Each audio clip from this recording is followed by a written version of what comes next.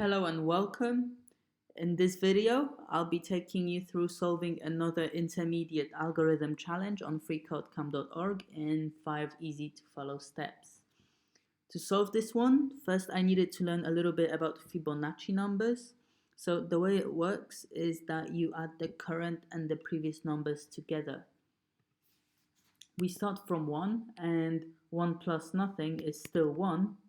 So now 1 plus 1 is 2, then 3, 5, 8, 13, 21, 34, 55, and so on. You get the idea. Next would be 89, for example. Now the challenge is to find the sum of all odd Fibonacci numbers less than the number passed into the function. So in this case, when it's 4, we would count both 1s and a 3.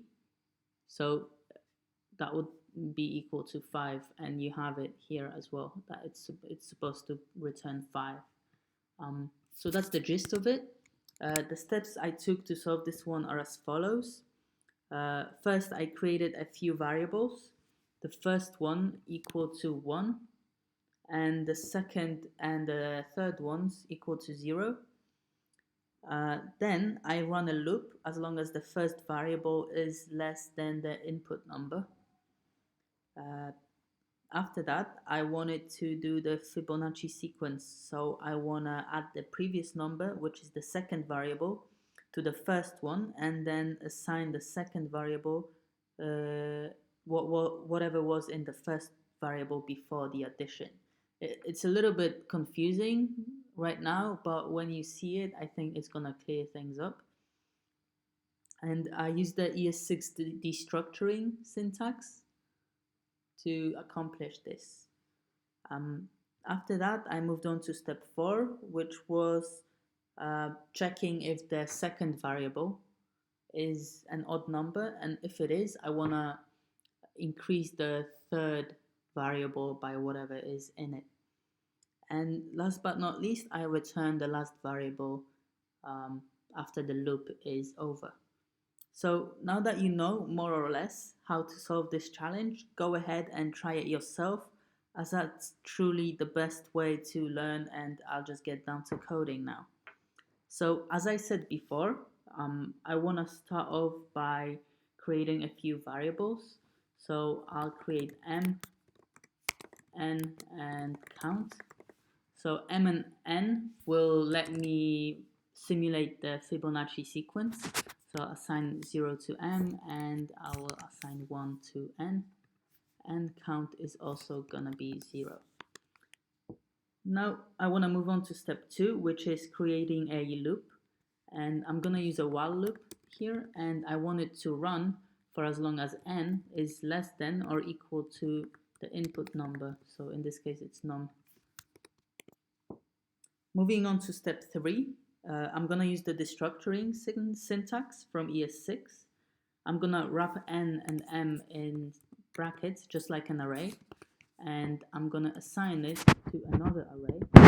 And now the first item is gonna be assigned to the first item on the left side, and the second to the second, and if there was more, same rule applies. So here I want to assign to n an equation n plus m, because I want to add these two together, just like I showed you before.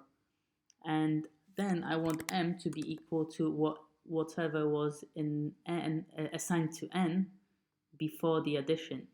So if we run this loop now, n will be equal to 1 plus 0, so it's going to be equal 1, and m will also be equal to 1.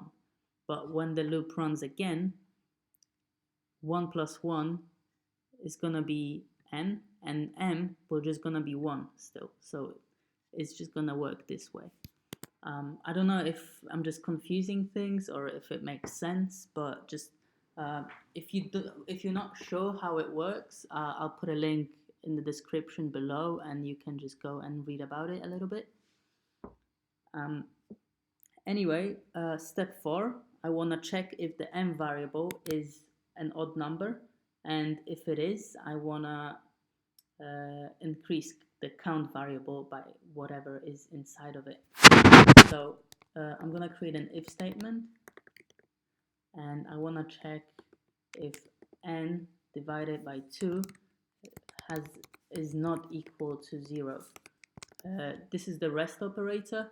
You've probably seen it before. So if m divided by 2 would result in 0, that means it's a odd number. It's an even number because there is nothing left after the division. And if it's not, that means that it's an odd number, which is what I'm looking for, and I want to increase count by whatever is inside of the m variable. So that's pretty much it. Now I can just return count, and it works. So this was a bit confusing. I also didn't know how to explain it very well, I think. So just let me know if you managed to solve it, and if you don't understand something, just let me know. I'm always interested, and I will see you in the next video.